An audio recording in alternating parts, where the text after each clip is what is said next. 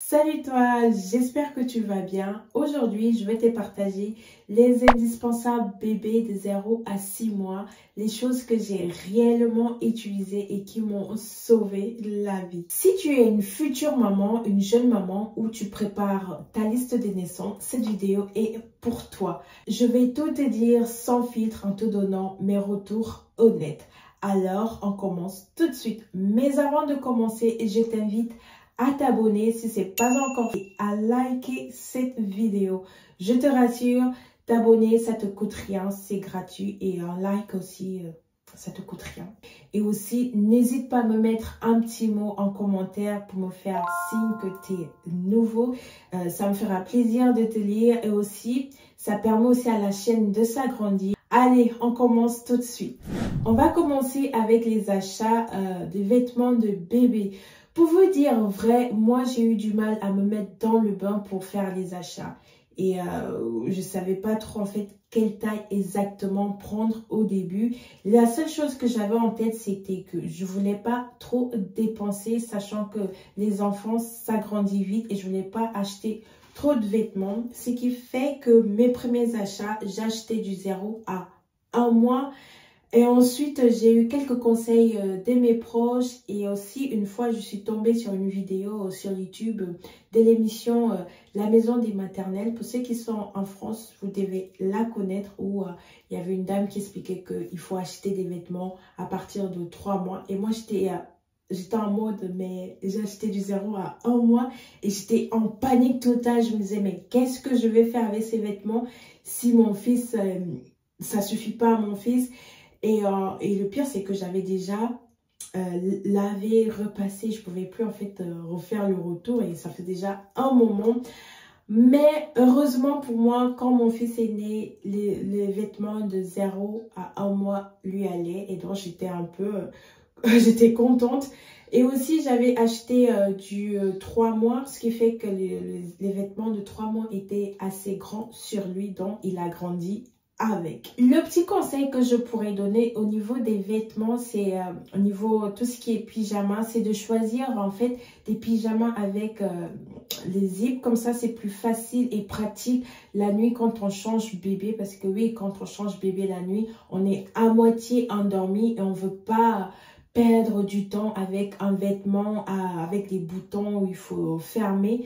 Donc, mon petit conseil, c'est d'acheter des pyjamas avec la fermeture. Vous allez voir, ça change la vie. Et aussi, comme je disais, je voulais pas acheter trop de vêtements parce que je savais que nos proches, en général, ils offrent des vêtements. Et je voulais aussi que mon fils porte tous les vêtements que j'allais acheter. Jusqu'à maintenant, ces choses faites parce que mon fils, il porte tout ce que j'ai acheté. Je voulais pas en fait avoir des vêtements que tu achètes et après au final le petit porte pas en fait. Donc ne vous ruinez pas à acheter des tas de vêtements. Vous pouvez mettre cet argent là dans autre chose comme les couches, le lait. Le deuxième indispensable, ça va être le matériel de puériculture. C'est avec la poussette. Alors, j'avais pris, pour le choix de la poussette, je voulais quelque chose d'assez léger, pratique quand je me déplace, surtout que je prends les transports en commun. Vu que j'ai vu à Londres, j'ai pas vraiment besoin d'une voiture. Donc, je voulais une poussette qui soit assez légère, facile à plier. Donc, c'est tout ça qu'il faut regarder quand tu fais le choix d'une poussette. J'avais pris une poussette trio. J'ai trouvé cette poussette pratique et le prix aussi, elle coûtait pas cher. Je voulais pas mettre trop d'argent dans une poussette. Et celle que j'ai choisie, elle est vraiment pratique quand je me déplace et c'est vraiment top. Petit conseil, regarde tout ça avant d'acheter une poussette. Si tu peux te déplacer, aller la tester, c'est encore mieux et c'est vraiment top. Le prochain indispensable, c'était le stérilisateur. Alors, dans cette vidéo, il faut savoir que chaque maman est différente, chaque bébé est différent. Dans ce que moi, je trouve indispensable, ça peut être pas indispensable pour une maman. Moi, franchement, le stérilisateur biberon pour moi est vraiment indispensable. J'ai vu la différence quand je suis partie en France et que j'avais pas tout le matériel avec moi. J'avais pas de stérilisateur et quand je lavais les biberons, ça prenait du temps pour stériliser parce qu'il fallait stériliser dans une casserole. Pour moi, je trouvais que ça prenait du temps, de l'eau, du gaz, enfin, pour moi, c'était trop. Alors qu'un stérilisateur, c'est rapide. En 15 minutes, c'est prêt. J'ai acheté un stérilisateur qui venait en fait avec 4 mini biberons, des bavoirs, 2 bavoirs, un petit sac pour biberon. Quand tu sors, tu peux mettre ton biberon. Ça garde le biberon chaud. Le stérilisateur, moi, ça me sauve la vie. Alors, le prochain indispensable, c'est le tapis d'éveil. C'est un tapis d'éveil qui a été offert par la tata de mon fils. Franchement, c'était un vrai plus. Dès que mon fils a commencé à bouger, je le mettais dessus pour son tummy time et je voyais que ça l'occupait, ça le stimulait. En plus, ce tapis d'éveil venait avec plein de, pas plein, mais ça venait avec des petits trucs qu'on pouvait accrocher. Et franchement, j'ai trouvé ça top. Je mettrai une photo si je retrouve pour vous montrer à quoi ça ressemblait. Les accessoires pratiques. On va commencer avec mon sac allongé avec plein de poches, un indispensable. Il faut pouvoir tout trouver rapidement, les couches, les lingettes.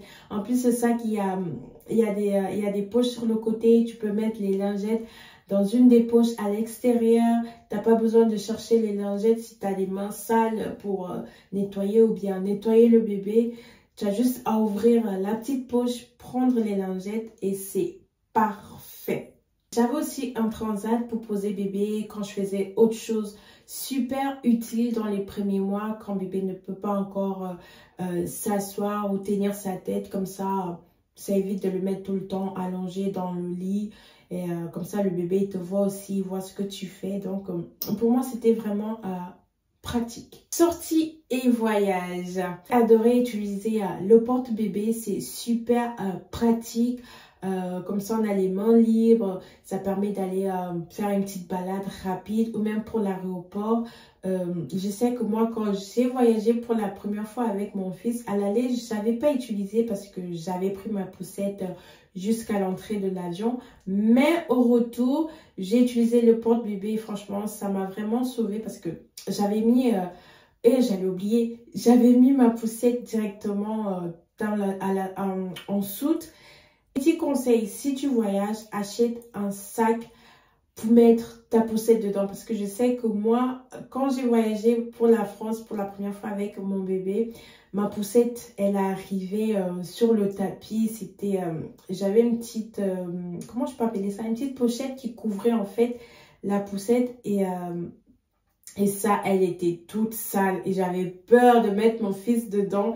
J'ai dit, au retour, j'ai mis directement en soute. J'ai d'abord mis dans un sac et après, j'ai mis dans la soute. La poussette est arrivée nickel. Donc, voilà un petit conseil que je voulais partager avec toi. Et aussi, petit conseil concernant le porte-bébé. Si tu as la possibilité de tester le porte-bébé, teste-le. Choisis un modèle qui soutient le dos pour les longues distances, les longues balades. Alors, en 5e, l'éveil du bébé. J'ai utilisé des petites cartes en noir et blanc. Il y avait des petits dessins dessus. Elles attirent vraiment l'attention des bébés dans les premières semaines. C'est vraiment simple, ça attire l'attention et ça stimule la vision. Je sais qu'au départ, mon fils, ça l'intéressait pas du tout. Enfin, quand je dis ça l'intéressait pas, en fait, il réagissait pas en fait au départ, mais après,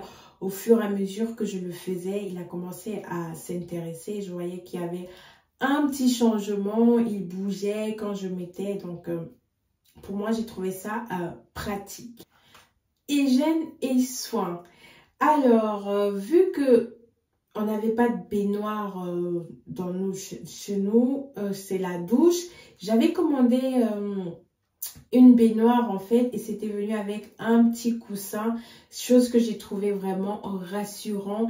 Et parce que pour le premier bain, oh my god, c'était vraiment catastrophique. J'étais en mode panique. Et le fait d'avoir ce coussin, ça m'avait un petit peu rassurée. Comme ça, je pouvais mettre le bébé ne pouvait pas glisser de mes mains. Franchement, ça me rassurait. Et ensuite, j'ai aussi acheté une petite trousse qui vient avec tout ce qui est coupe-ongles, ciseaux, le peigne. C'est vrai qu'au début, le peigne, je l'utilisais, mais à force, je trouvais que c'était pas pratique pour les cheveux de mon fils. Ensuite, il y a aussi des petites mesurettes pour les médicaments, pour les sirops. Et quoi d'autre? Qu'est-ce qu'il y a dedans? Il y a aussi le thermomètre de bain, chose très très très importante. Moi, pour la première fois j'ai fait le bain à mon fils, j'avais complètement oublié que j'avais un thermomètre de bain. Ce qui fait que j'étais en panique, j'avais peur que l'eau soit trop chaude ou pas du tout. Mais j'étais complètement paniquée. Et après, c'est quelque chose qui était normal. Mais après, son deuxième bain, je me suis rappelée et j'ai utilisé. Surtout, il faut avoir un thermomètre de bain. C'est vraiment utile et ça sauve. Comme ça, on connaît la bonne température de l'eau avant de mettre bébé dedans. Franchement, pour moi, c'est un indispensable. Je vais faire cette partie en voix off parce que j'avais oublié un indispensable, le lit, pour ma part en cododo. Clairement, un indispensable les premiers mois. Bébé dort à côté, c'est rassurant, pratique pour allaiter la nuit. Je mettrai le modèle que j'avais pris et je ne regrette pas une seconde. Pour terminer cette vidéo, j'ai parlé de mes indispensables. Mais j'ai aussi eu vraiment ce que j'ai pas utilisé. C'est vrai qu'il y en a pas des tonnes. Il y a que un truc que j'ai pas utilisé, que j'ai acheté et que j'ai pas utilisé, c'est le chauffe-biberon. En fait, j'ai pas vraiment acheté genre individuel. C'est venu avec le stérilisateur. En fait, quand j'avais acheté le stérilisateur, ça venait, c'était intégré. Sauf que j'ai utilisé, mais je trouvais que ça chauffait pas vraiment le biberon et après j'ai arrêté de l'utiliser. Pour moi, c'est vraiment pas, enfin ça n'a pas été utile pour moi. Peut-être pour d'autres mamans, ça l'est. Pour moi, j'ai pas vraiment trouvé l'utilité. Et autre chose, mais que j'ai pas acheté et que je voyais en fait que j'avais mis dans ma liste de naissance, c'est la poubelle à couches. Je trouve vraiment que c'est pas un truc indispensable en fait qu'il faut avoir absolument. Juste acheter une poubelle normale ou mettre les couches dedans et jeter les couches régulièrement. Comme ça évite que les couches sentent. Et même il y a des petits sacs spéciaux qui captivent, comment on dit ça, qui retiennent les odeurs. Comme ça sent pas en fait. Donc voilà un petit peu. Maintenant, à toi de voir si tu trouves que tu as besoin d'une poubelle à couches. Donc, voilà, c'était mes indispensables pour bébé de 0 à 6 mois. Si cette vidéo t'a aidé, pense à mettre un petit like et dis-moi en commentaire quels sont tes indispensables. Et merci d'avoir regardé. Je te dis à bientôt pour une nouvelle vidéo sur la maternité et sur ma vie de maman solo.